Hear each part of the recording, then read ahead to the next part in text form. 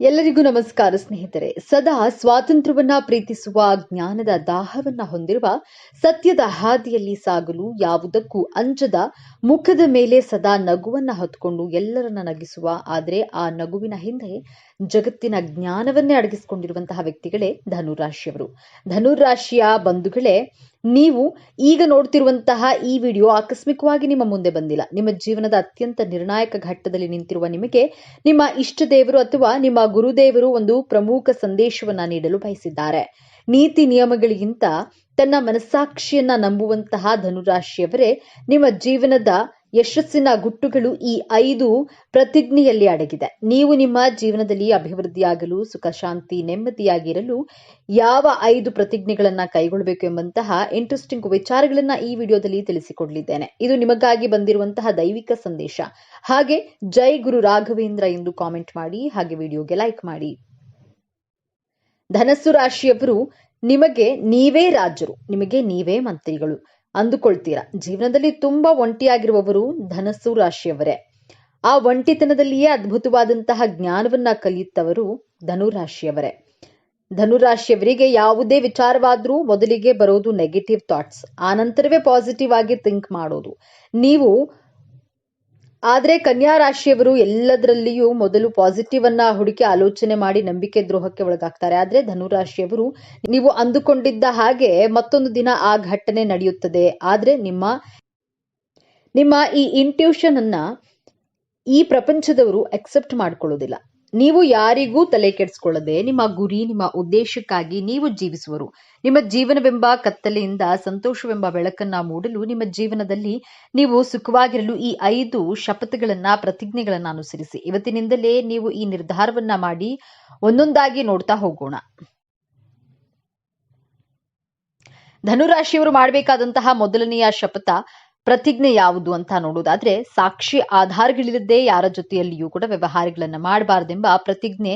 ನೀವು ಯಾರಿಗಾದ್ರೂ ಹಣ ಕೊಟ್ಟರು, ಹಣವನ್ನ ತೆಗೆದುಕೊಂಡ್ರು, ಒಂದು ಪ್ರೂಫ್ ಅನ್ನ ಇಟ್ಕೊಳ್ಳಿ. ಇಲ್ಲದಿದ್ರೆ ನಿಮ್ಮ ಬಳಿ ವ್ಯವಹಾರ ಮಾಡಿದವರು ನಿಮ್ಮ ನಂಬಿಕೆಗೆ ದ್ರೋಹ ಮಾಡುವಂತಹ ಸಾಧ್ಯತೆಗಳು ಹೆಚ್ಚಾಗಿದೆ. ಧನುರಾಶಿಯವರು ಸಹಾಯ ಮಾಡುವಂತಹ ಗುಣದವರು, ಕನಿಕರ ಜಾಸ್ತಿ. ನಿಮಗೆ ಯಾವ್ದಾದ್ರೂ ಕಷ್ಟ ಅಂತ ಅಂದ್ರೆ ಅವರ ಕಷ್ಟಗಳಿಗೆ ಸ್ಪಂದಿಸುವಂತಹ ಜೀವ ನಿಮ್ಮದು. ಆದ್ರೆ ನಿಮ್ಮ ಈ ಒಳ್ಳೆತನವನ್ನ ಮಿಸ್ಯೂಸ್ ಮಾಡಿಕೊಂಡು ನಿಮ್ಮನ್ನ ಸಂಕಷ್ಟದಲ್ಲಿ ಸಿಲುಕಿಸ್ತಾರೆ. ಅದರಿಂದ ನೀವು ಯಾರ ಜೊತೆ ವ್ಯವಹಾರ ಮಾಡಿದ್ರು ಆಧಾರವನ್ನ, ಸಾಕ್ಷಿಯನ್ನ ತೆಗೆದುಕೊಳ್ಳಿ. ಒಂದು ಅಗ್ರಿಮೆಂಟ್ ಅನ್ನ ಮಾಡಿಸ್ಕೊಂಡು ಸೇಫ್ ಆಗಿ ನಿಮ್ಮ ಬಳಿ ಇಟ್ಕೊಳ್ಳುವಂತಹ ಶಪಥವನ್ನ ಇವತ್ತಿನಿಂದಲೇ ಪ್ರಾರಂಭ ಮಾಡಿ. ಎರಡನೆಯದಾಗಿ, ಧನುರಾಶಿಯವರು ಕಾಯಕವೇ ಕೈಲಾಸ ಎಂಬಂತಹ ಪ್ರತಿಜ್ಞೆಯನ್ನ ಪಾಲಿಸಬೇಕು. ನಿಮ್ಮ ಕೆಲಸವೇ ನಿಮ್ಮ ಶಕ್ತಿ. ನಿಮ್ಮ ಜೀವನದ ಅಸ್ತ್ರ. ಸಂಬಂಧಿಕರು, ಸ್ನೇಹಿತರು ಎಲ್ಲರೂ ನಿಮ್ಮ ಕೈ ಬಿಟ್ಟರು ನಿಮ್ಮ ದುಡಿಮೆ ನಿಮ್ಮ ಕೈ ಹಿಡಿಯುತ್ತದೆ. ನನ್ನ ದುಡಿಮೆಯೇ ನನ್ನ ದೊಡ್ಡ ಶಕ್ತಿ ಎನ್ನುವಂತಹ ಶಪಥವನ್ನ ಮಾಡಿ. ನೀವು ನಂಬಿದವರು ನಿಮಗೆ ಮೋಸ ಮಾಡಿದ್ರು, ನೀವು ನಂಬಿರುವಂತಹ ದುಡಿಮೆ ನಿಮ್ಮ ಜೊತೆಗೆ ಇದ್ದೇ ಇರುತ್ತದೆ. ದೇವರು ಧನುರಾಶಿಯವರಿಗೆ ಎಷ್ಟೇ ಕಷ್ಟ ಕೊಟ್ರು, ಅಂದ್ರೆ ನಿಮ್ಮ ಜೀವನ ಸಂಗಾತಿ ನಿಮ್ಮನ್ನ ಅರ್ಥ ಮಾಡಿಕೊಳ್ಳೋದ್ರಲ್ಲಿ ಸೋತ್ರು, ಎಲ್ಲರೂ ಅವಮಾನ ಮಾಡಿದ್ರು, ದೇವರು ನಿಮಗೆ ಒಂದಲ್ಲ ಒಂದು ದುಡಿಮೆಯನ್ನ, ಒಂದು ಆದಾಯದ ಮೂಲವನ್ನ ಕೊಟ್ಟಿರ್ತಾರೆ. ಇದೇ ನಿಮ್ಮ ದೊಡ್ಡ ಶಕ್ತಿ, ದೊಡ್ಡ ಅಸ್ತ್ರವಾಗಿರುತ್ತೆ. ನೀವು ಎಲ್ಲಿಯವರೆಗೂ ದುಡಿಯುತ್ತೀರೋ ಅಲ್ಲಿಯವರೆಗೂ ಯಾವ ಕಷ್ಟಗಳಿಗೂ, ಯಾರಿಗೂ ಹೆದರುವಂತಹ, ತಲೆ ತಗ್ಗಿಸುವಂತಹ ಅವಶ್ಯಕತೆ ಇಲ್ಲವೇ ಇಲ್ಲ. ನಿಮ್ಮ ಬುದ್ಧಿಶಕ್ತಿಯಿಂದ, ನಿಮ್ಮ ದೈಹಿಕ ಬಲದಿಂದ ದುಡಿಯಿರಿ. ಮೂರನೆಯದಾಗಿ, ಪಾಪಕೃತ್ಯದಿಂದ ಬರುವಂತಹ, ಅಧರ್ಮದಿಂದ ಬರುವಂತಹ ಹಣವನ್ನ ತೆಗೆದುಕೊಳ್ಳಬಾರದು. ಕಾಲಪುರುಷನ ಕುಂಡಲಿಯಲ್ಲಿ ಧನುರಾಶಿ ಧರ್ಮದ ಭಾವದಲ್ಲಿ ಬರುತ್ತದೆ. 9ನೆಯ ಭಾವ, 9ನೆಯ ಭಾವದ ಅಧಿಪತಿ ಗುರುಗ್ರಹ. ಗುರುವಿನ ಸ್ವಂತ ಮನೆಯಾದಂತಹ ಧನುರಾಶಿಯಲ್ಲಿ ಹುಟ್ಟಿರುವ ನೀವು ಅಧರ್ಮದ ಹಣವನ್ನ ನಿಮ್ಮ ಕೈಯಲ್ಲಿಯೂ ಸಹ ಮುಟ್ಟೋ ಹಾಗಿಲ್ಲ. ಧರ್ಮದ ಮಾರ್ಗದಿಂದ ದುಡಿದು ಜೀವನ ಮಾಡಿದ್ರೆ ಗುರುಗ್ರಹ ನಿಮ್ಮ ಬೆನ್ನ ಹಿಂದೆ ಕಾಯುತ್ತಾರೆ. ಸಾಕ್ಷಾತ್ ಶ್ರೀ ಗುರು ರಾಘವೇಂದ್ರರ ಆಶೀರ್ವಾದದ ನಿಮ್ಮ ಮೇಲೆ ಸದಾ ಇದ್ದೇ ಇರುತ್ತೆ. ನೀವು ಧರ್ಮದ ಹಾದಿಯಲ್ಲಿ ಇದ್ರೆ ನಿಮ್ಮ ಜೀವನದಲ್ಲಿ ಅದೆಂತಹ ಸಂಕಷ್ಟ ಬಂದರೂ ಸಾಕ್ಷಾತ್ ಗುರುಗಳ ಅನುಗ್ರಹದಿಂದ ನಿಮ್ಮನ್ನ ಸಂಕಷ್ಟದಿಂದ ಪಾರು ಮಾಡ್ತಾರೆ. ಧರ್ಮದ ಹಾದಿಯಲ್ಲಿ ದುಡಿದಿದ್ದೇ ಆದ್ರೆ ನೀವು ಹಾಸ್ಪಿಟಲ್ ಬಿಲ್ ಕಟ್ಟುವಂತಹ ಅವಶ್ಯಕತೆ ಇರುವುದಿಲ್ಲ. ಕೋರ್ಟ್ ಕಚೇರಿ, ಪೊಲೀಸ್ ಸ್ಟೇಷನ್ಗೆ ಅಲೆದಾಡುವಂತಹ ಪರಿಸ್ಥಿತಿನೂ ಎದುರಾಗೋದಿಲ್ಲ. ಅನಾವಶ್ಯಕ ಖರ್ಚುಗಳು ಮಾಡುವಂತಹ ಅವಶ್ಯಕತೆ ಇರೋದಿಲ್ಲ. ಧರ್ಮದ ಹಾದಿಯಲ್ಲಿ ಜೀವನ ನಡೆಸುತ್ತೇನೆ ಎಂಬಂತಹ ಪ್ರತಿಜ್ಞೆಯನ್ನ ಮಾಡಿ.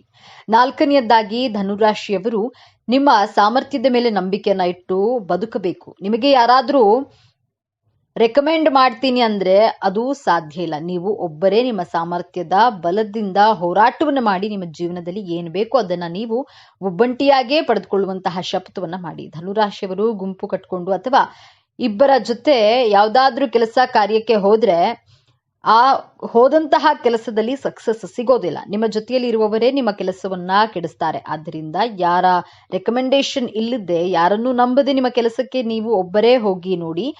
ಆ ಕೆಲಸದಲ್ಲಿ ಖಂಡಿತವಾಗಿಯೂ ಗೆಲ್ತೀರಾ.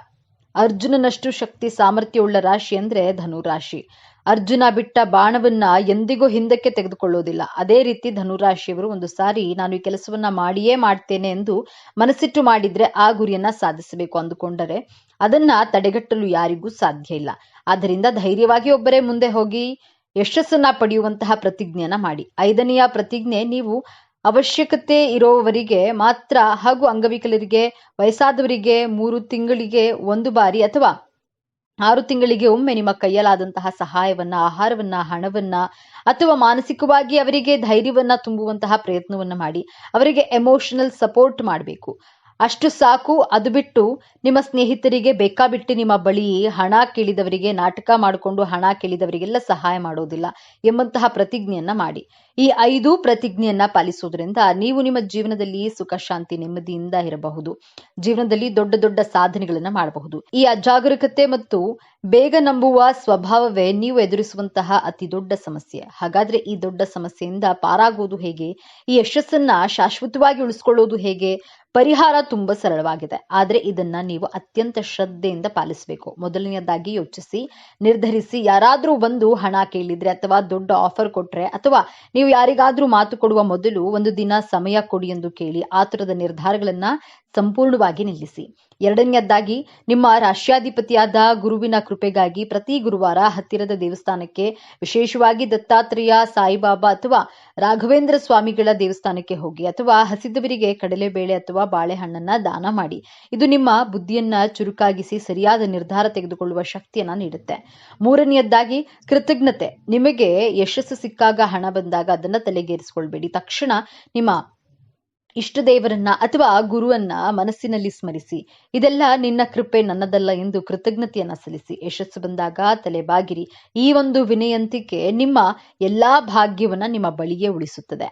ಧನುರಾಶಿಯವರು ನಿಮ್ಮ ಜೀವನವನ್ನ ಸಂಪೂರ್ಣವಾಗಿ ಬದಲಾಯಿಸುವಂತಹ ಶಕ್ತಿ ಈಗ ನಿಮ್ಮ ವಿಜಯದ ಆರಂಭವಾಗಲಿದೆ. ನೀವು ಅನುಭವಿಸಿದಂತಹ ಪ್ರತಿಯೊಂದು ನೋವಿಗೂ ಈಗ ಪ್ರತಿಫಲ ಸಿಗಲಿದೆ. ನಿಮ್ಮ ಕಣ್ಣೀರು ಈಗ ಆನಂದ ಭಾಷ್ಪವಾಗಿ ಬದಲಾಗುವ ಸಮಯ ಬಂದಿದೆ. ನೆನಪಿಡಿ, ಈ ವಿಡಿಯೋ ನಿಮಗೆ ತಲುಪಿದ್ದು ಆಕಸ್ಮಿಕವಲ್ಲ. ಇದು ನಿಮ್ಮ ಇಷ್ಟ ದೇವರು ನಿಮಗೆ ನೀಡುತ್ತಿರುವ ಸ್ಪಷ್ಟ ಸಂದೇಶ. ಈ ಅದ್ಭುತ ಸಮಯವನ್ನ ಸದುಪಯೋಗ ಪಡಿಸಿಕೊಳ್ಳಿ. ನಿಮ್ಮ ಜೀವನದ ಹೊಸ ಅಧ್ಯಾಯಕ್ಕೆ ತಯಾರಾಗಿರಿ.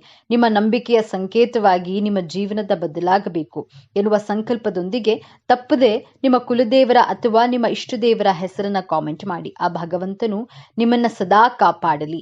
ಸರ್ವೇ ಜನ ಸುಖಿನೋ ಭವತು. ಇದೇ ತರಹದ ಜ್ಯೋತಿಷ್ಯಕ್ಕೆ ಸಂಬಂಧಪಟ್ಟಂತಹ ವಿಡಿಯೋ ನೋಡಲು ನಮ್ಮ ಚಾನೆಲ್ಗೆ ಸಬ್ಸ್ಕ್ರೈಬ್ ಮಾಡಿ. ಸದಾ ಸ್ವಾತಂತ್ರ್ಯವನ್ನ ಪ್ರೀತಿಸುವ, ಜ್ಞಾನದ ದಾಹವನ್ನ ಹೊಂದಿರುವ, ಸತ್ಯದ ಹಾದಿಯಲ್ಲಿ ಸಾಗಲು ಯಾವುದಕ್ಕೂ ಅಂಜದ, ಮುಖದ ಮೇಲೆ ಸದಾ ನಗುವನ್ನ ಹೊತ್ತುಕೊಂಡು ಎಲ್ಲರನ್ನ ನಗಿಸುವ, ಆದರೆ ಆ ನಗುವಿನ ಹಿಂದೆ ಜಗತ್ತಿನ ಜ್ಞಾನವನ್ನೇ ಅಡಗಿಸಿಕೊಂಡಿರುವಂತಹ ವ್ಯಕ್ತಿಗಳೇ ಧನುರಾಶಿಯವರು. ಧನುರಾಶಿಯ ಬಂಧುಗಳೇ, ನೀವು ಈಗ ನೋಡುತ್ತಿರುವ ಈ ವಿಡಿಯೋ ಆಕಸ್ಮಿಕವಾಗಿ ನಿಮ್ಮ ಮುಂದೆ ಬಂದಿಲ್ಲ. ನಿಮ್ಮ ಜೀವನದ ಅತ್ಯಂತ ನಿರ್ಣಾಯಕ ಘಟ್ಟದಲ್ಲಿ ನಿಂತಿರುವ ನಿಮಗೆ ನಿಮ್ಮ ಇಷ್ಟ ದೇವರು ಅಥವಾ ನಿಮ್ಮ ಗುರುದೇವರು ಒಂದು ಪ್ರಮುಖ ಸಂದೇಶವನ್ನ ನೀಡಲು ಬಯಸುತ್ತಿದ್ದಾರೆ. ಇಷ್ಟು ದಿನ ನೀವು ಅನುಭವಿಸಿದ ನೋವು, ಅವಮಾನ, ಕಷ್ಟಗಳಿಗೆ ಪ್ರತಿಫಲ ಸಿಗುವ ಸಮಯ ಬಂದಿದೆ. ನಿಮ್ಮ ಜೀವನದ ದಿಕ್ಕು ಯಶಸ್ಸಿನ ಉತ್ತುಂಗಕ್ಕೆ ಏರುತ್ತದೆ ಅಥವಾ ಮತ್ತೆ ಪಾತಾಳಕ್ಕೆ ಕುಸಿಯುತ್ತದೆಯೇ? ಈಗ ನಿಮ್ಮ ಭವಿಷ್ಯವನ್ನ ನಿರ್ಧರಿಸಲಿವೆ. ಈ ಸಮಯದಲ್ಲಿ ನಿಮಗೆ ಎದುರಾಗಲಿರುವಂತಹ ದೊಡ್ಡ ಕಠಿಣ ಸವಾಲು ಯಾವುದು? ಅದರಿಂದ ನೀವು ಪಾರಾಗೋದು ಹೇಗೆ ತಿಳಿಯಲು ಈ ವಿಡಿಯೋವನ್ನ ಸಂಪೂರ್ಣವಾಗಿ ನೋಡಿ. ಯಾಕಂದ್ರೆ ಇದು ನಿಮಗಾಗಿ ಬಂದಿರುವ ದೈವಿಕ ಸಂದೇಶ. ಹಾಗೆ ಜೈ ಗುರು ರಾಘವೇಂದ್ರ ಅಂತ ಕಾಮೆಂಟ್ ಮಾಡಿ. ಹಾಗೆ ವಿಡಿಯೋನ ಲೈಕ್ ಮಾಡಿ. ಮೊದಲಿಗೆ ಇಷ್ಟು ದಿನ ನೀವು ಕಷ್ಟಪಟ್ಟಿದ್ದು ಯಾಕೆ ಎಂದು ತಿಳಿಯೋಣ. ಕಳೆದ ಕೆಲವು ವರ್ಷಗಳಿಂದ, ವಿಶೇಷವಾಗಿ ಈ ವರ್ಷದ ಆರಂಭದಿಂದ ನೀವು ಅನುಭವಿಸಿದ ಯಾತನೆ ಅಷ್ಟಿಷ್ಟಲ್ಲ. ಶನಿ ಮಹಾತ್ಮನ ಪ್ರಭಾವದಿಂದ ನೀವು ಅನುಭವಿಸಿದ ಕಷ್ಟಗಳು ಒಂದೆರಡಲ್ಲ. ಹೇಳಿಕೊಳ್ಳಲಾಗದ ನೋವು, ಕಾರಣವೇ ಇಲ್ಲದ ಅಪವಾದಗಳು, ಕೈಗೆ ಬಂದ ತುತ್ತು ಬಾಯಿಗೆ ಬಾರದ ಸ್ಥಿತಿ, ಆರ್ಥಿಕವಾಗಿ ಎಷ್ಟೊಂದು ಮುಗ್ಗಟ್ಟು ಎದುರಿಸಿದ್ದೀರಿ ಎಂದರೆ ನಾಳೆ ಎನ್ನುವ ಚಿಂತೆ ನಿಮ್ಮನ್ನ ರಾತ್ರಿ ನಿದ್ದೆ ಮಾಡಲು ಬಿಡಲಿಲ್ಲ. ನಿಮ್ಮದಲ್ಲದ ತಪ್ಪಿಗೆ ನೀವು ಅವಮಾನ ಎದುರಿಸಬೇಕಾಯ್ತು. ನೀವು ಎಲ್ಲರಿಗೂ ಒಳ್ಳೆಯದನ್ನೇ ಬಯಸಿದ್ರು ಜನ ನಿಮ್ಮನ್ನ ತಪ್ಪು ತಿಳಿದುಕೊಂಡ್ರು. ನೀವು ಪ್ರಾಣಕ್ಕಿಂತ ಹೆಚ್ಚಾಗಿ ನಂಬಿದವರೇ ನಿಮಗೆ ಬೆನ್ನಿಗೆ ಚೂರಿ ಹಾಕಿದ್ರು. ಇದಕ್ಕೆಲ್ಲ ಕಾರಣ ಏನು? ನಿಮ್ಮ ಪ್ರಯತ್ನದಲ್ಲಿ ಯಾವುದೇ ದೋಷವಿರಲಿಲ್ಲ. ಆದ್ರೆ ನಿಮ್ಮ ರಾಶಿಯ ಮೇಲೆ ಶನಿ ಮಹಾತ್ಮನ ಹಿಡಿತ ನಿಮ್ಮನ್ನ ಅಕ್ಷರಶಃ ಹಿಂಡಿ ಹಿಪ್ಪೆ ಮಾಡಿತ್ತು. ಇದು ನಿಮ್ಮ ಜೀವನದ ಒಂದು ಅಗ್ನಿ ಪರೀಕ್ಷೆ ಆಗಿತ್ತು. ದೇವರು ನಿಮ್ಮನ್ನ ಶುದ್ಧ ಚಿನ್ನವನ್ನಾಗಿ ಮಾಡಲು ಇಷ್ಟೆಲ್ಲ ಪರೀಕ್ಷೆಗಳನ್ನ ಕೊಟ್ಟನು. ಆದ್ರೆ ಆ ಕಷ್ಟದ ದಿನಗಳು, ಆ ಕರಾಳ ಅಧ್ಯಾಯ ಈಗ ಮುಗಿಯುವ ಹಂತಕ್ಕೆ ಬಂದಿದೆ. ಹೌದು, ಈ ಸಮಯವನ್ನ ನಿಮ್ಮ ಜೀವನದ ಸುವರ್ಣ ಯುಗ ಎಂದು ಬರೆದಿಟ್ಕೊಳ್ಳಿ. ನಿಮ್ಮ ರಾಶ್ಯಾಧಿಪತಿಯಾದ ಗುರುಬಲದ ಸಂಪೂರ್ಣ ಕೃಪೆ ಮತ್ತು ನೀವು ಪಟ್ಟ ಶ್ರಮಕ್ಕೆ ಶನಿದೇವನು ಈಗ ಪ್ರತಿಫಲವನ್ನ ನೀಡಲು ಸಿದ್ಧನಾಗಿದ್ದಾನೆ. ನಿಮ್ಮ ಜೀವನದ ಪ್ರತಿಯೊಂದು ಕ್ಷೇತ್ರವು ಹೇಗೆ ಅದ್ಭುತವಾಗಿ ಬದಲಾಗುತ್ತೆ ಎಂದು ಈಗ ಒಂದೊಂದಾಗಿ ನೋಡೋಣ. ಮೊದಲನೇದಾಗಿ ನಿಮ್ಮ ವೃತ್ತಿ ಜೀವನ. ಎಷ್ಟೋ ದಿನಗಳಿಂದ ಒಂದೇ ಜಾಗದಲ್ಲಿ ಕೂತು ಎಷ್ಟೇ ಪ್ರಾಮಾಣಿಕವಾಗಿ ದುಡಿದ್ರೂ ನಿಮಗೆ ಪ್ರಶಂಸೆ ಸಿಗ್ಲಿಲ್ಲ, ಪ್ರಮೋಷನ್ ಕೂಡ ಸಿಗ್ಲಿಲ್ಲ. ನಿಮ್ಮ ಮೇಲಾಧಿಕಾರಿಗಳು ನಿಮ್ಮ ಜ್ಞಾನವನ್ನ ಗುರುತಿಸಲೇ ಇಲ್ಲ. ಆದ್ರೆ ಈ ಉತ್ತಮ ಸಮಯದಲ್ಲಿ ಗ್ರಹಗಳ ಸಂಚಾರವು ನಿಮ್ಮ ವೃತ್ತಿ ಸ್ಥಾನವನ್ನ ಅತ್ಯಂತ ಬಲಪಡಿಸುತ್ತದೆ.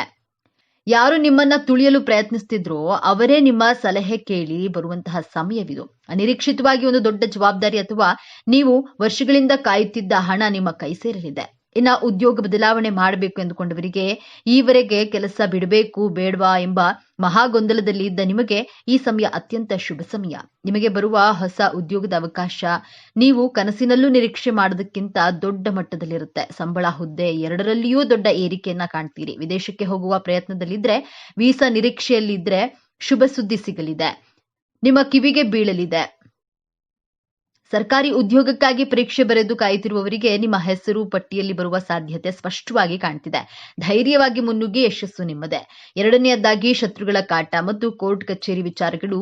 ನಿಮ್ಮ ಬೆನ್ನ ಹಿಂದೆ ಮಾತನಾಡುವವರು, ನಿಮ್ಮ ಏಳಿಗೆಯನ್ನ ಸಹಿಸದ ಗುಪ್ತ ಶತ್ರುಗಳು, ನಿಮ್ಮ ವಿರುದ್ಧವೇ ಪಿತೂರಿ ಮಾಡಿರುವವರಿಂದ ನೀವು ಬಹಳಷ್ಟು ನೊಂದಿದ್ದೀರಿ. ಆದ್ರೆ ಈ ಸಮಯದಲ್ಲಿ ನಿಮ್ಮ ರಾಶ್ಯಾಧಿಪತಿ ಗುರು ದೈವಿಕ ನ್ಯಾಯವನ್ನ ಒದಗಿಸ್ತಾನೆ. ಆ ಶತ್ರುಗಳು ತಾವಾಗಿಯೇ ನಾಶವಾಗ್ತಾರೆ. ಅವರ ನಿಜ ಬಣ್ಣ ಎಲ್ಲರ ಮುಂದೆ ಬಯಲಾಗುತ್ತೆ. ನಿಮಗೆ ಕೆಟ್ಟದ್ದು ಬಯಸಿದವರು ಅವರೇ ದೊಡ್ಡ ಕಷ್ಟಕ್ಕೆ ಸಿಲುಕೋದನ್ನ ನೀವು ನಿಮ್ಮ ಕಣ್ಣಾರೆ ಕಾಣ್ತೀರಿ. ನಿಮ್ಮ ಮೇಲಿದ್ದ ದೃಷ್ಟಿದೋಷ, ನಕಾರಾತ್ಮಕ ಶಕ್ತಿಗಳು ಸಂಪೂರ್ಣವಾಗಿ ದೂರವಾಗಲಿವೆ. ಇನ್ನ ಆಸ್ತಿ ವಿವಾದ, ಸುಳ್ಳು ಕೇಸುಗಳು ಅಥವಾ ವಿಚ್ಛೇದನ ಹಂತದ ಕೋರ್ಟ್ ಕಚೇರಿ ವಿಚಾರಗಳು ಸಿಲುಕಿ ವರ್ಷಗಳಿಂದ ಅಲೆದು ನಿಮ್ಮ ಸಮಯ, ಹಣ ಮತ್ತು ಮಾನಸಿಕ ನೆಮ್ಮದಿ ಎಲ್ಲವೂ ಹಾಳಾಗಿತ್ತು. ಆದ್ರೆ ಇದೀಗ ದೈವಿಕ ನ್ಯಾಯ ನಿಮ್ಮ ಪರವಾಗಿ ನಿಲ್ಲಲಿದೆ. ಕೇಸಿನಲ್ಲಿ ನಿಮಗೆ ಜಯ ಸಿಗೋದು ನಿಶ್ಚಿತ. ನಿಮ್ಮ ಮೇಲಿದ್ದ ಅಪವಾದಗಳು ಸುಳ್ಳು ಎಂದು ಸಾಬೀತಾಗುತ್ತೆ. ನಿಮ್ಮ ಆಸ್ತಿ, ನಿಮ್ಮ ಗೌರವ ನಿಮಗೆ ಮರಳಿ ಸಿಗಲಿದೆ. ಮೂರನೆಯದಾಗಿ ಗಂಡ ಹೆಂಡತಿ ಸಂಬಂಧ. ಸಣ್ಣ ಸಣ್ಣ ವಿಷಯಕ್ಕೂ ಜಗಳ, ಅನಗತ್ಯ ಮನಸ್ತಾಪ, ಇಬ್ಬರ ನಡುವೆ ಮೂರನೇ ವ್ಯಕ್ತಿಯ ಪ್ರವೇಶದಿಂದ ಸಂಬಂಧವು ಹಳಸಿ ಹೋಗಿತ್ತು. ವಿಚ್ಛೇದನದ ಅಂಚಿಗೆ ತಲುಪಿದ. ಆದ್ರೆ ಈ ಶುಭ ಸಮಯದಲ್ಲಿ ನಿಮ್ಮ ರಾಶ್ಯಾಧಿಪತಿ ಗುರುವು ನಿಮ್ಮಿಬ್ಬರ ನಡುವಿನ ಪ್ರೀತಿಯನ್ನ ಮತ್ತೆ ಚಿಗುರಿಸ್ತಾನೆ. ಗುರುಬಲದಿಂದಾಗಿ ನಿಮ್ಮ ನಡುವಿನ ಎಲ್ಲಾ ತಪ್ಪು ತಿಳುವಳಿಕೆಗಳು ದೂರವಾಗಿ ಅನ್ಯೋನ್ಯತೆ ಹೆಚ್ಚಾಗುತ್ತೆ. ನಿಮ್ಮ ಸಂಬಂಧ ಮತ್ತೆ ಮೊದಲಿನಂತೆ ಮಧುರವಾಗಲಿದೆ. ಇನ್ನು ಮದುವೆಯಾಗದ ಧನುರಾಶಿಯ ಯುವಕ ಯುವತಿಯರಿಗೆ ನೀವು ಕನಸಿನಲ್ಲೂ ಎಣಿಸದಂತಹ ಉತ್ತಮವಾದ ವಿದ್ಯಾವಂತ ದೈವಿಕ ಸಂಬಂಧವನ್ನ ಕೂಡಿ ಬರಲಿದೆ.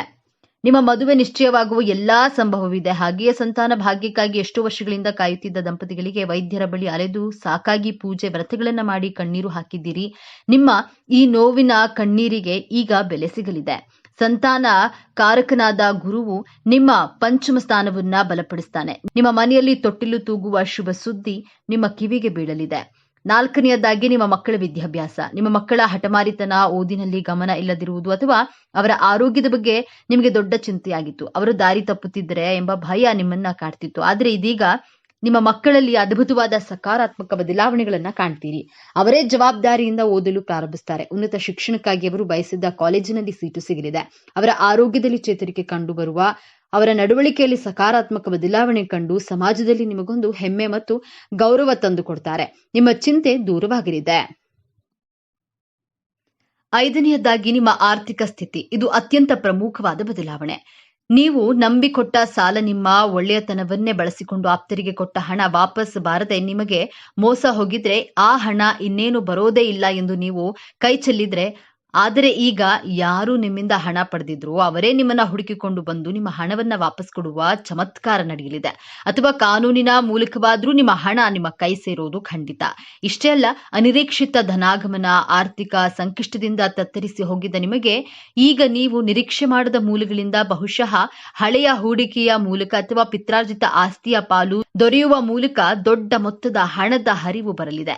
ನಿಮ್ಮ ಎಲ್ಲಾ ಸಾಲಗಳು ತೀರಿ ನೀವು ಸಾಲ ಮುಕ್ತರಾಗುವ ಸಮಯವಿದು. ಲಕ್ಷ್ಮೀ ದೇವಿಯು ನಿಮ್ಮ ಮನೆಯಲ್ಲಿ ಸ್ಥಿರವಾಗಿ ನೆಲೆಸ್ತಾಳೆ. ವ್ಯಾಪಾರ ವ್ಯವಹಾರದಲ್ಲಿ ಸತತ ನಷ್ಟ ಅನುಭವಿಸಿ ಇನ್ನೇನು ಮುಚ್ಚಿಬಿಡಬೇಕು ಎನ್ನುವ ಸ್ಥಿತಿಯಲ್ಲಿದ್ದ ನಿಮಗೆ ಈಗ ಪೂರ್ವಜನ್ಮ ನೀಡಲಿವೆ. ನಿಮ್ಮ ವ್ಯಾಪಾರಕ್ಕೆ ಹೊಸ ಪಾಲುದಾರರು ಸಿಗಬಹುದು ಅಥವಾ ನಿಮ್ಮ ಹೊಸ ಆಲೋಚನೆಯೊಂದು ದೊಡ್ಡ ಮಟ್ಟದಲ್ಲಿ ಯಶಸ್ಸು ಕಾಣಬಹುದು. ಗ್ರಾಹಕರ ಸಂಖ್ಯೆ ಹೆಚ್ಚಾಗಿ ನಿಮ್ಮ ಲಾಭವು 10 ಪಟ್ಟು ಹೆಚ್ಚಾಗಲಿದೆ. ಇಷ್ಟೆಲ್ಲ ಅದ್ಭುತ ಯಶಸ್ಸು, ಹಣ, ಗೌರವ, ಸಂಬಂಧಗಳು ಎಲ್ಲವೂ ನಿಮ್ಮದಾಗಲಿದೆ. ಆದ್ರೆ ನಿಮ್ಮ ಮುಂದೆ ಒಂದು ಅತ್ಯಂತ ಕಷ್ಟಕರವಾದ ಸವಾಲು ಕೂಡ ಎದುರಾಗುತ್ತದೆ. ಈ ಸವಾಲನ್ನ ನೀವು ಗೆಲ್ಲಲೇಬೇಕು.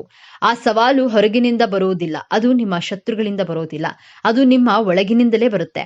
ಆ ಸವಾಲೇ ನಿಮ್ಮ ಅತಿಯಾದ ನಂಬಿಕೆ ಮತ್ತು ಹಣದ ಅಜಾಗರೂಕತೆ. ಹೌದು, ಧನುರಾಶಿಯವರೇ, ನಿಮ್ಮ ರಾಶಿಯಾಧಿಪತಿ ಗುರು. ನಿಮಗೆ ಒಳ್ಳೆಯ ಮನಸ್ಸು, ಎಲ್ಲರನ್ನ ಬೇಗ ನಂಬಿ ಬಿಡ್ತೀರಿ. ಕಳೆದ ವರ್ಷದಲ್ಲಿ ಇದೇ ಕಾರಣಕ್ಕೆ ನೀವು ಮೋಸ ಹೋಗಿದ್ದೀರಿ. ಈಗ ಅನಿರೀಕ್ಷಿತ ಯಶಸ್ಸು, ಹಣ, ಅಧಿಕಾರ ನಿಮ್ಮ ಕೈಗೆ ಬಂದಾಗ ನೀವು ಮತ್ತೆ ಹಳೆಯ ತಪ್ಪುಗಳನ್ನೇ ಮಾಡುವ ಸಾಧ್ಯತೆ ಇದೆ. ಯಾರ್ಯಾರು ನಿಮಗೆ ಮೋಸ ಮಾಡಿದ್ದರೋ ಅವರೇ ಬಂದು ಮತ್ತೆ ಒಳ್ಳೆಯ ಮಾತನಾಡಿದರೆ ನೀವು ಮತ್ತೆ ಅವರನ್ನ ನಂಬಿ ಬಿಡಬಹುದು. ಕೈಗೆ ಬಂದ ಹಣವನ್ನ ಸರಿಯಾಗಿ ಉಳಿಸದೆ ಅತಿಯಾದ ಆತ್ಮವಿಶ್ವಾಸದಿಂದ ಬೇರೆ ಕಡೆ ಹೂಡಿಕೆ ಮಾಡಿ ಅಥವಾ ಬೇರೆಯವರಿಗೆ ಜವಾಬ್ದಾರಿ ಇಲ್ಲದೆ ಮಾತು ಕೊಟ್ಟು ಮತ್ತೆ ಸಂಕಷ್ಟಕ್ಕೆ ಸಿಲುಕುವ ಅಪಾಯವಿದೆ.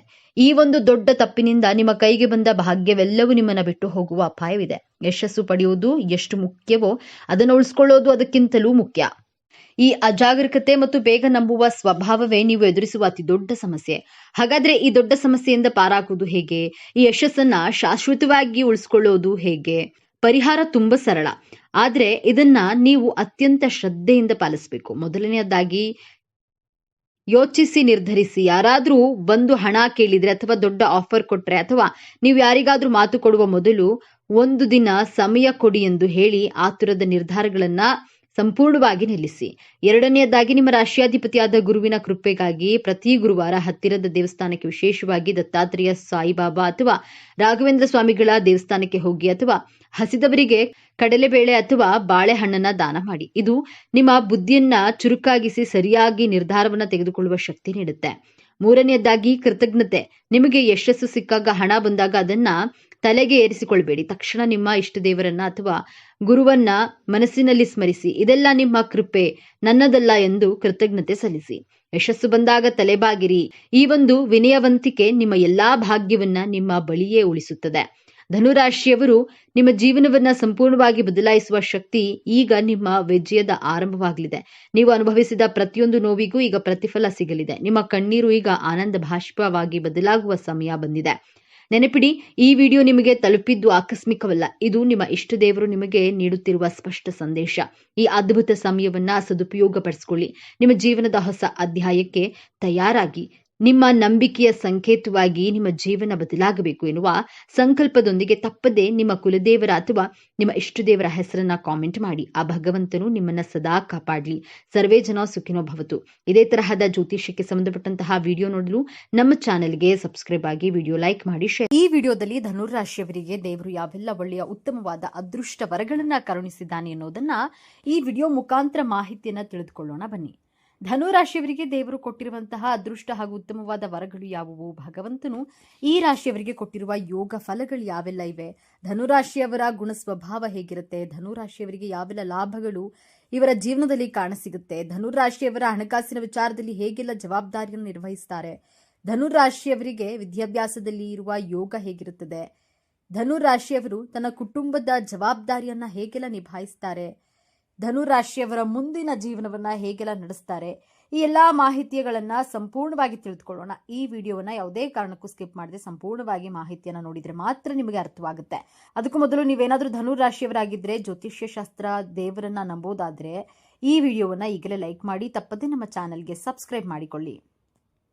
ಧನುರಾಶಿಯವರಿಗೆ ಆ ಭಗವಂತನು ಕೊಟ್ಟಿರುವಂತಹ ಅದೃಷ್ಟ ಹಾಗೂ ಮಂಗಳಕರವಾದ ವರಗಳ ಬಗ್ಗೆ ತಿಳಿದುಕೊಳ್ಳೋಣ ಬನ್ನಿ. ಧನುರಾಶಿಯವರು ತುಂಬಾನೇ ದುಡಿಮೆ ಮಾಡ್ತಾರೆ ಅಂತಾನೆ ಹೇಳಬಹುದು. ವಿಶ್ರಾಂತಿಯನ್ನ ಪಡೆಯದೇ ಇವನಿಂದ ಆಗುವಷ್ಟು ಕಠಿಣವಾದ ಕೆಲಸಗಳನ್ನ ಮಾಡಿಕೊಂಡು ಹೋಗ್ತಾರೆ. ಧನು ರಾಶಿಯವರು ತುಂಬಾ ಶ್ರಮಜೀವಿಗಳು. ಹಿಡಿದ ಕೆಲಸವನ್ನ ಮಾಡದೆ ಬಿಡೋದಿಲ್ಲ, ಅಷ್ಟು ಶ್ರಮವನ್ನ ಪಡ್ತಾರೆ. ಈ ರಾಶಿಯವರು ಕೆಲಸ ಯಾವುದೇ ಇರಲಿ, ಎಷ್ಟೇ ಕಷ್ಟಕರವಾಗಿರ್ಲಿ, ಅವೆಲ್ಲ ಕೆಲಸಗಳನ್ನ ಮಾಡಿ ಮುಗಿಸ್ತಾರೆ.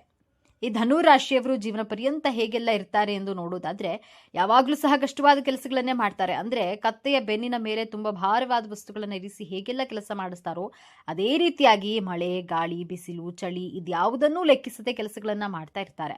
ಅಷ್ಟು ಶ್ರಮವನ್ನ ಪಡ್ತಾರೆ. ಈ ಧನು ರಾಶಿಯವರು ಯಾವಾಗಲೂ ತುಂಬಾನೇ ಬ್ಯುಸಿ ಆಗಿರ್ತಾರೆ. ನಾವು ಯಾರಿಗಾದ್ರೂ ಸುಮ್ಮನೆ ಮಾತಿಗೆ ಕೇಳ್ತೀವಲ್ಲ, ಏನ್ರಪ್ಪ ಬ್ಯುಸಿ ಇದೆಯಾ ಎಂದು.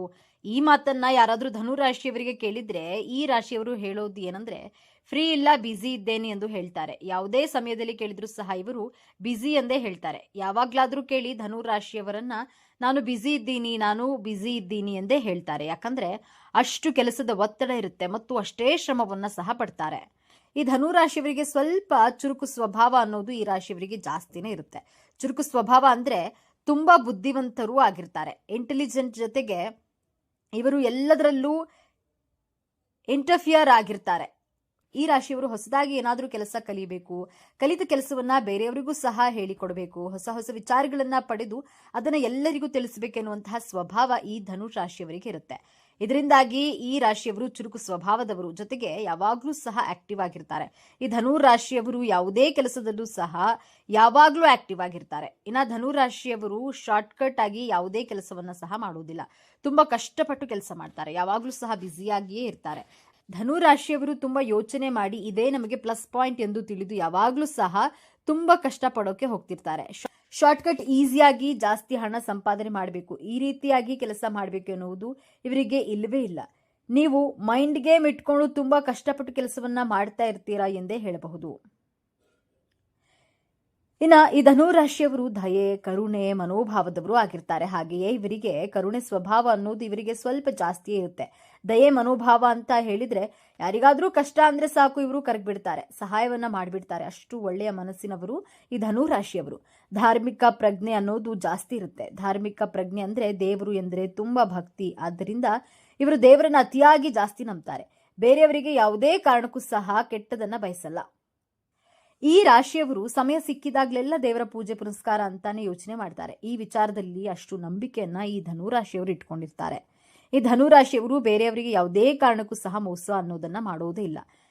ಇವರು ಹೇಗೆ ಅಂದ್ರೆ ತುಂಬಾ ಕರುಣಾ ಮನೋಭಾವ ಇರೋದ್ರಿಂದ ಯಾರೊಬ್ಬರಿಗೂ ಸಹ ತೊಂದರೆಯನ್ನ ಕೊಡೋದಿಲ್ಲ, ಯಾರಿಗೂ ಸಹ ಕೇಡನ್ನ ಬಯಸಲ್ಲ, ಅಂದ್ರೆ ಯಾರಿಗೂ ಸಹ ಕೆಟ್ಟದನ್ನ ಬಯಸೋದಿಲ್ಲ. ಈ ಧನು ರಾಶಿಯವರು ಹಾಗೆಯೇ ಧರ್ಮ ಮತ್ತು ಕರ್ಮದ ಪ್ರಜ್ಞೆ ಎನ್ನುವುದನ್ನ ಈ ರಾಶಿಯವರಿಗೆ ತುಂಬಾ ನಂಬ್ತಾರೆ.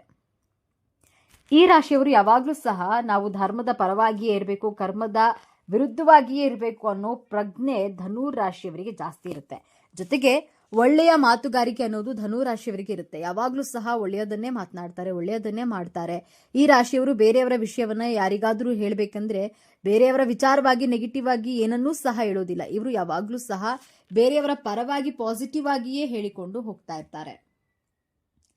ಇನ್ನ ಈ ಧನು ರಾಶಿಯವರು ಇವರ ಮಾತಿಗೆ ಯಾರೂ ಸಹ ಎದುರು ಮಾತನಾಡಬಾರ್ದು, ಈ ತರ ಸ್ವಭಾವ ಸಹ ಇವರಿಗೆ ಇರುತ್ತೆ.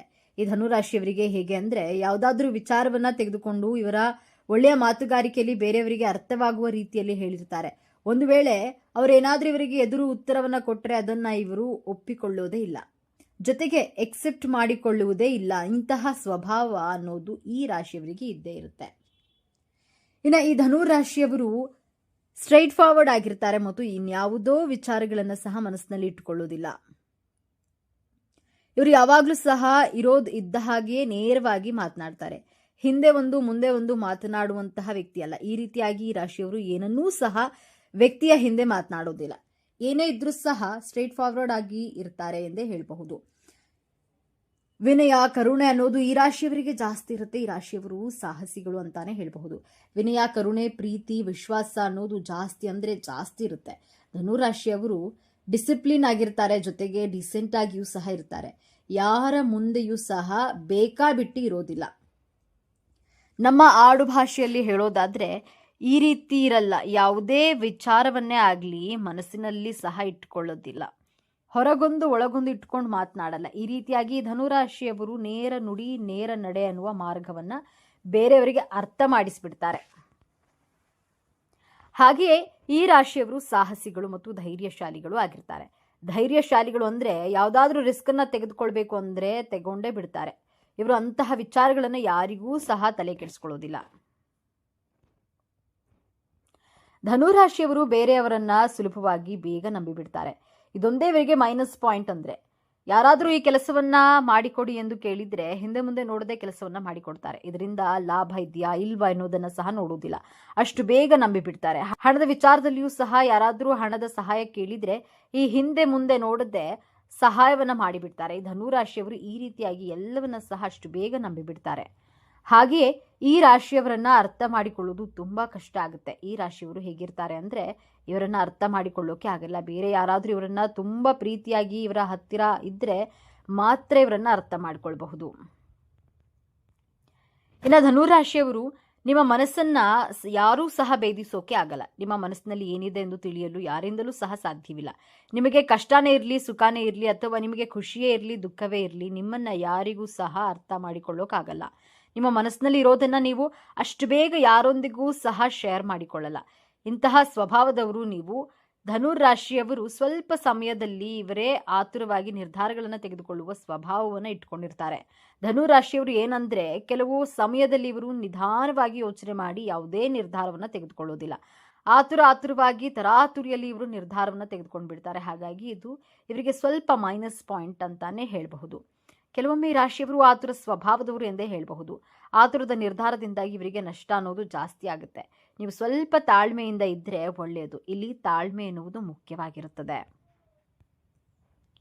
ಈ ಧನುರಾಶಿಯವರು ಎಲ್ಲರಂತೆ ಇರೋದಿಲ್ಲ. ಇವರು ಸ್ವಲ್ಪ ಡಿಫ್ರೆಂಟ್ ಆಗಿರ್ತಾರೆ ಅನ್ನುವ ರೀತಿ ಬದುಕುವವರು. ಹೈಫೈ ಜೀವನ ಮಾಡಬೇಕೆಂದು ಯೋಚನೆ ಮಾಡ್ತಾರೆ. ಎಲ್ಲರಂತೆ ನಾನು ಯಾಕೆ ಇರಬೇಕು, ನನ್ನ ಜೀವನದಲ್ಲಿ ನಾನು ಸ್ವಲ್ಪ ಡಿಫ್ರೆಂಟ್ ಆಗಿ ಇಟ್ಕೊಳ್ಬಹುದಲ್ವಾ ಎಂದು ಯೋಚನೆ ಮಾಡುವವರು ಈ ಧನುರಾಶಿಯವರು. ಈ ಧನುರಾಶಿಯವರಿಗೆ ಕೋಪ ಅನ್ನೋದು ಜಾಸ್ತಿ ಇರುತ್ತೆ. ಅಷ್ಟು ಬೇಗ ಕೋಪ ಅನ್ನೋದು ಇವರಿಗೆ ಬರುತ್ತೆ. ಈ ರಾಶಿಯವರಿಗೆ ಕೋಪ ಹೇಗಿರುತ್ತೆ ಅಂದ್ರೆ ಇದ್ದಕ್ಕಿದ್ದ ಹಾಗೆ ಇವರು ದಿಢೀರಂತ ಕೋಪ ಮಾಡಿಕೊಂಡು ಬಿಡೋದು, ಇಲ್ಲವೇ ದಿಢೀರಂತ ಆತುರವಾಗಿ ನಿರ್ಧಾರವನ್ನ ತೆಗೆದುಕೊಂಡು ಬಿಡೋದು, ಕೋಪ ಬಂದಾಗ ಯಾರ ಮಾತಿಗೂ ಸಹ ಬೆಲೆ ಕೊಡದೇ ಇರುವುದು, ಆತುರವಾಗಿ ಎಲ್ಲಿಗಾದ್ರೂ ಹೋಗಿ ಬಿಡೋದು, ಈ ರೀತಿಯಾದ ಕೋಪ ಅನ್ನೋದು ಇವರಿಗೆ ಸಡನ್ ಆಗಿ ಬಂದುಬಿಡುತ್ತೆ ಎಂದೇ ಹೇಳಬಹುದು. ಧನುರಾಶಿಯವರಿಗೆ ಶತ್ರುಗಳು ಜಾಸ್ತಿ ಇರ್ತಾರೆ. ಸಮಸ್ಯೆಗಳನ್ನ ಮಾಡ್ತಾ ಇರ್ತಾರೆ. ನೀವು ಉದ್ಧಾರ ಆಗ್ತಾ ಇದ್ದೀರಾ ಅಂದ್ರೆ ನಿಮ್ಮನ್ನ ಹಾಳು ಮಾಡೋಕೆ ಕಾಯ್ತಿರ್ತಾರೆ. ಆದರೆ ಶತ್ರುಗಳ ವಿರುದ್ಧವಾಗಿ ನಿಮಗೆ ಜಯ ಸಿಕ್ಕೇ ಸಿಗುತ್ತೆ ಎಂದೇ ಹೇಳಬಹುದು. ಶತ್ರುಗಳನ್ನ ಯಾವ ರೀತಿಯಾಗಿ ಪಳಗಿಸಬೇಕು ಎನ್ನುವುದರಲ್ಲಿ ನೀವು ಬಹಳ ನಿಪುಣರು ಎಂದೇ ಹೇಳಬಹುದು. ಇದು ಕೂಡ ನಿಮಗೆ ಪ್ಲಸ್ ಪಾಯಿಂಟ್. ಧನುರಾಶಿಯವರಿಗೆ ಸರಳ ಜೀವನ ನಡೆಸೋದು ನಿಮಗೆ ತುಂಬಾ ಇಷ್ಟ. ನಿಮ್ಮ ಬಳಿ ಎಷ್ಟೇ ದುಡ್ಡಿದ್ರೂ ಸಹ ನೀವು ಸಿಂಪಲ್ ಲೈಫ್ನ ಲೀಡ್ ಮಾಡ್ತೀರಾ. ಈ ರಾಶಿಯವರು ಆರಾಮಾಗಿ ಇರಬೇಕು ಎಂದು ಯೋಚನೆ ಮಾಡ್ತೀರಾ. ಬೇರೆಯವರ ಬಗ್ಗೆ ಜಾಸ್ತಿ ತಲೆ ಕೆಡಿಸ್ಕೊಳ್ಬಾರ್ದು ಎಂದು ತಿಳಿದುಕೊಂಡಿರ್ತೀರ. ಈ ರೀತಿಯ ಜೀವನವನ್ನ ಈ ಧನುರಾಶಿಯವರು ಮಾಡ್ತಿರ್ತಾರೆ. ಇನ್ನು ಧನುರಾಶಿಯವರಿಗೆ ಜ್ಞಾಪಕ ಶಕ್ತಿ ಅನ್ನೋದು ತುಂಬಾ ಚೆನ್ನಾಗಿರುತ್ತೆ. ಇವರು ತುಂಬಾ ಚೆನ್ನಾಗಿ ಮೈಂಡ್ನಲ್ಲಿ ಏನೇ ವಿಷಯ ಇದ್ರೂ ಸಹ ಪಾಸಿಟಿವ್ ಆಗಿರ್ತಾರೆ. ಯಾವುದೇ ಘಟನೆಗಳನ್ನ ಸಹ ಅಷ್ಟು ಬೇಗ ಮರೆಯೋದಿಲ್ಲ. ಇಂತಹ ಸ್ವಭಾವದವರು ಈ ಧನುರಾಶಿಯವರು. ಇವೆಲ್ಲವೂ ದೇವರು ಕೊಟ್ಟಂತಹ ವರಗಳ ಬಗ್ಗೆ ಮಾತನಾಡುವುದಾದರೆ ಇವರಿಗೆ ಧಾರ್ಮಿಕ ಪ್ರಜ್ಞೆ ಜಾಸ್ತಿ ಇರುತ್ತೆ. ಹಾಗೆಯೇ ತುಂಬಾ ಕಷ್ಟಪಡ್ತಾರೆ. ಶಾರ್ಟ್ಕಟ್ನಲ್ಲಿ ಕೆಲಸ ಮಾಡಿಕೊಂಡು ಹಣ ಸಂಪಾದನೆ ಎಂದಿಗೂ ಮಾಡೋದಿಲ್ಲ. ಜೊತೆಗೆ ಇವರು ಸಾಹಸಿಗಳು ಮತ್ತು ಧೈರ್ಯಶಾಲಿಗಳಾಗಿರ್ತಾರೆ. ವಿನಯ ಅನ್ನೋದು ಜಾಸ್ತಿ ಇರುತ್ತೆ. ಹಾಗೆ ಬೇರೆಯವರನ್ನ ಬೇಗ ನಂಬಿಬಿಡ್ತಾರೆ. ಇವರು ಬುದ್ಧಿಯಲ್ಲಿ ಚುರುಕು ಸ್ವಭಾವ ಅನ್ನೋದು ಈ ರಾಶಿಗೆ ಜಾಸ್ತಿನೇ ಇರುತ್ತೆ. ಹಾಗಾಗಿ ಇವರು ಜೀವನದಲ್ಲಿ ಬೇಗ ಸಕ್ಸಸ್ ಅನ್ನೋದನ್ನ ಕಾಣ್ತಾರೆ. ನೋಡಿದ್ರಲ್ಲ ಸ್ನೇಹಿತರೆ, ನೀವು ಸಹ ಧನುರಾಶಿಯವರಾಗಿದ್ದರೆ ನಿಮಗೂ ಕೂಡ ಇದೆಲ್ಲ ನಿಜ ಅನಿಸಿದ್ರೆ ಹಾಗೂ ನಿಮ್ಮ ಜೀವನದಲ್ಲೂ ಸಹ ಇದೇ ರೀತಿಯಾಗಿ ನಡೆದಿದೆ ಅಂತ ನಿಮಗೇನಾದರೂ ಅನಿಸಿದ್ರೆ ದಯವಿಟ್ಟು ತಪ್ಪದೇ ನಿಮ್ಮ ಅನಿಸಿಕೆ ಅಭಿಪ್ರಾಯಗಳನ್ನು ಕಾಮೆಂಟ್ ಬಾಕ್ಸ್ನಲ್ಲಿ ತಿಳಿಸಿ. ಈ ವಿಡಿಯೋ ಮಾಹಿತಿಯನ್ನು ಲೈಕ್ ಮಾಡಿ, ಶೇರ್ ಮಾಡಿ, ನಮ್ಮ ಚಾನೆಲ್ಗೆ ಸಬ್ಸ್ಕ್ರೈಬ್ ಆಗಲು ಮರಿಬೇಡಿ. ಎಲ್ಲರೂ ಭಕ್ತಿಯಿಂದ ಓಂ ನಮಃ ಶಿವಾಯ ಅಂತ ಕಾಮೆಂಟ್ ಮಾಡಿ. ಹಾಗೆಯೇ ಮುಂದಿನ ವಿಡಿಯೋದಲ್ಲಿ ಇನ್ನೊಂದೊಳ್ಳೆ ಮಾಹಿತಿಗಾಗಿ ಪುನಃ ಭೇಟಿಯಾಗೋಣ. ಅಲ್ಲಿಯವರೆಗೂ ನೋಡ್ತಾ ಇರಿ ನಮ್ಮ ಚಾನೆಲ್. ಈ ವಿಡಿಯೋ ನೋಡಿದಂತಹ ಪ್ರತಿಯೊಬ್ಬರಿಗೂ ಸಹ ಧನ್ಯವಾದಗಳು.